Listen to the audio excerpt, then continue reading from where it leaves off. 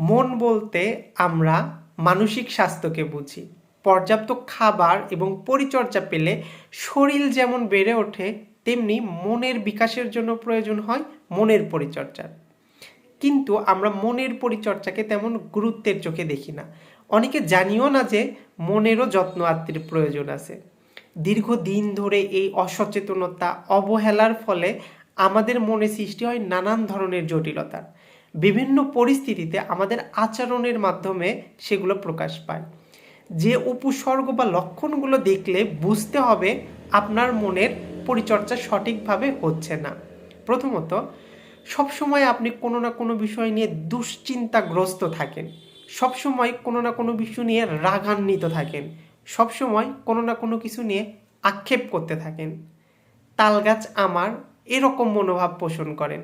অন্যের জন্য আপনার মনে কোনো সহানুভূতি, ভালোবাসা, সহমর্মিতা কাজ করে না।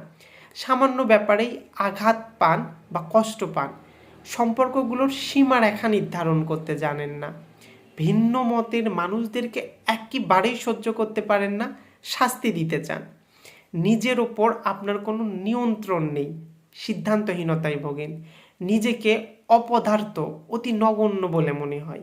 এই উপসর্গগুলোর কোনো একটিও যদি আপনার মাঝে থাকে, তাহলে ধরে নিতে হবে আপনার মনের পর্যাপ্ত যত্ন হচ্ছে না বা হয়নি। তাই সময় ক্ষেপণ না করে আজই শুরু করে দিন মনের যত্ন। ভালো থাকুন, সুস্থ থাকুন, নিরাপদে থাকুন। ধন্যবাদ।